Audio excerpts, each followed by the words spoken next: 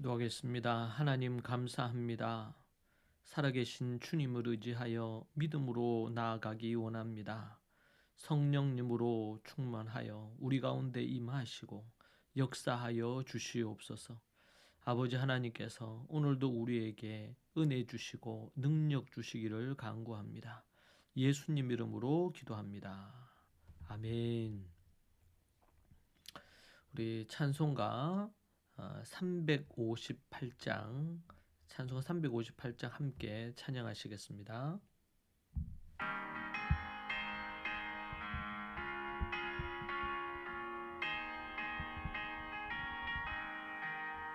주의 진리 위에 십자가 군기 하늘 높이 들고서 주의 군사 되어 용맹스럽게 찬송하며 나가세 나가세 나가세 주 예수만을 위하여 목숨까지도 바치고 싸움터로 나가세 수들이 비록 강할지라도 주의 군기 붙잡고 주의 진리 위에 용기 다하여 분발하여 싸우세 나가세 나가세 주 예수만을 위하여 목숨까지도 바치고 싸움터로 나가세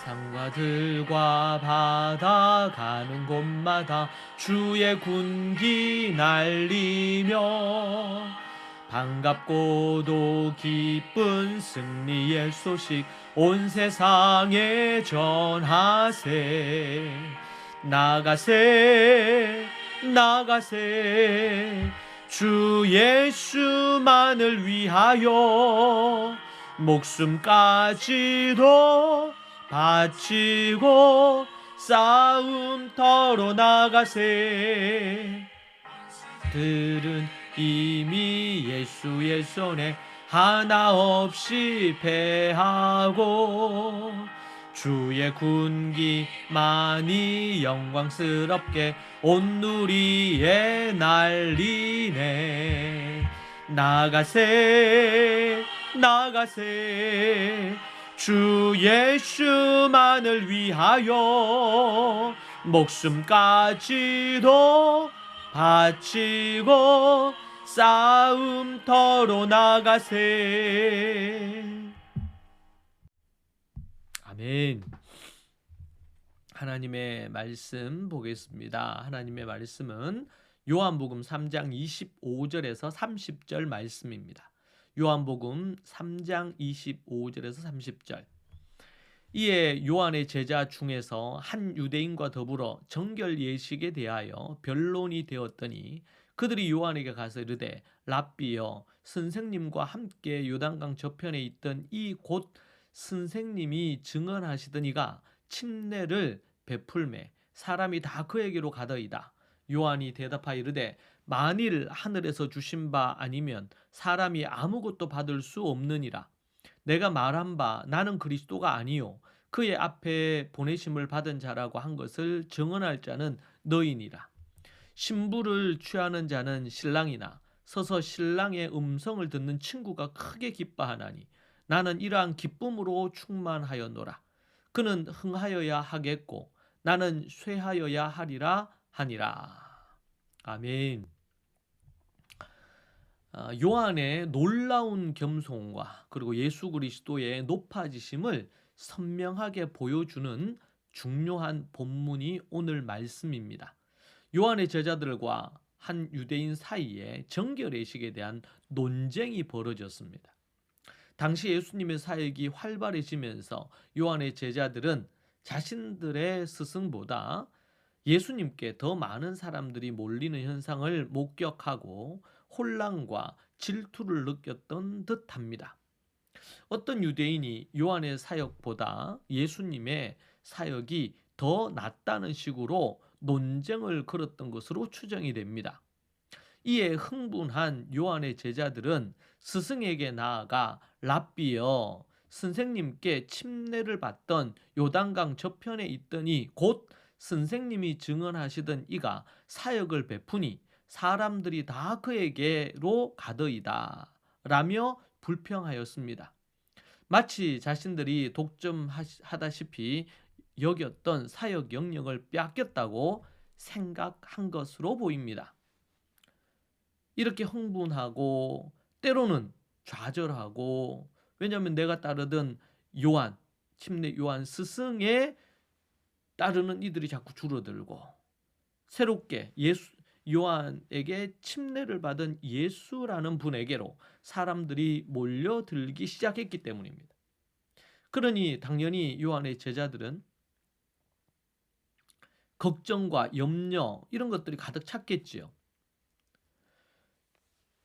이것은 어떻게 보면 우리가 일상을 살아가고 우리가 삶을 사는 인생에 있어서 너무나 자연스러운, 심지어 이런 상황이 왔을 때는 수단과 방법 이런 것들을 가리지 않고 거짓되게 사기를 치면서 이렇게 해서 상대를 죽여버리고 밟아버리고 자신이 올라가려고 하는 것이 세상의 이치입니다.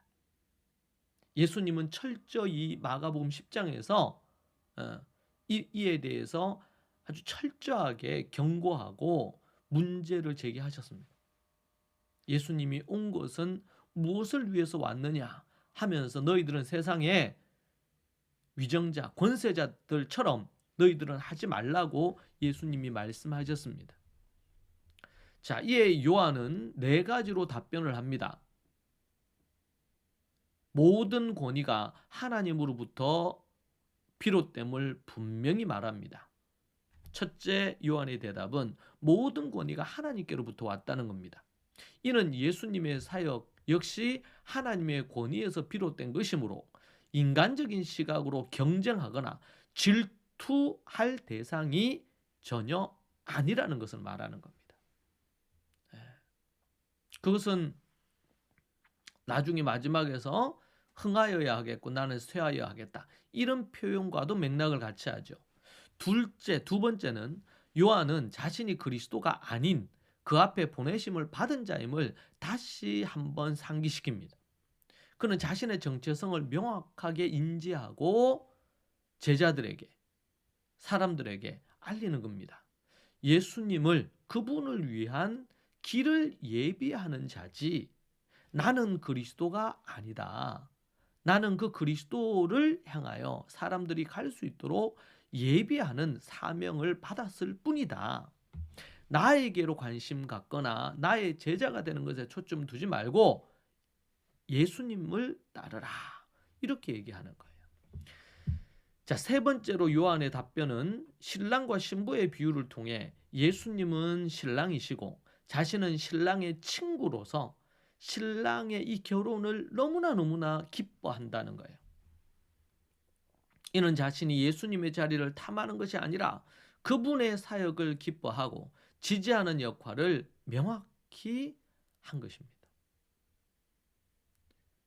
요한의 위치가, 요한이 어떤 모습으로 써야 되는지를 신랑이 아니고 신랑 친구라는 사실에 대한 자기가 어떤 존재인지에 대한 분명한 인식을 갖고 있는 거죠. 넷째, 그는 흥하여야 하겠고 나는 쇠하여야 하리라는 고백을 통해 자신의 겸손을 가장 뚜렷하게 드러내주는 장면입니다. 그는 예수 그리스도의 높아지심을 위해 자신의 낮아짐을 기꺼이 받아들였습니다. 이는 단순한 물러섬이 아닌 예수님을 높이는 것이 자신의 사명임을 깨달았기 때문입니다. 요한처럼 하나님의 부르심에 따라 각자의 역할을 감당하고 예수 그리스도만이 높아지시도록 자신을 낮추는 삶을 살아야겠습니다. 여러분은 요한에게서 어떤 점을 배우고 있습니까? 그에게 배울 가장 중요한 한 가지를 꼽으라면 바로 겸손일 것입니다. 배운 내용을 어떻게 삶에 적용하고 겸손한 삶을 살지 여러분 생각하시기 바랍니다. 이것이 바로 우리 그리스도인이 살아야 될 우리의 삶에 있어서도 누군가를 관계 안에 있을 때에 때로는 약간 경쟁 관계 안에 있는 것처럼 보이거나 이렇게 할 때도 교회 안에서도 그렇고 학교에서도 그렇고 가정에서도 그렇고 가인과 아벨의 부분이 어떤 문제였습니까? 가인이 아벨에게 경쟁하고 질투했는데 자신을 높이기 위해 동생을 쳐 죽였지요. 지금 모든 영역, 정치, 경제, 사회 모든 영역마다 이 질투라는 이것을 이용해서 사단이 얼마나 많은 관계를 깨트리고 지옥 같은 세상을 만들고 있는지 모릅니다. 여러분, 우리는 이 요한을 통해서 어떻게 우리가 삶을 살아야 될지 그 본을 받기를 원합니다. 그리고 우리 또한 요한처럼 예수 그리스도 그분이 흥해야 하고 나는 쇠해야 하리라. 이 사실을 잊지 마십시다. 기도하겠습니다. 하나님 감사합니다.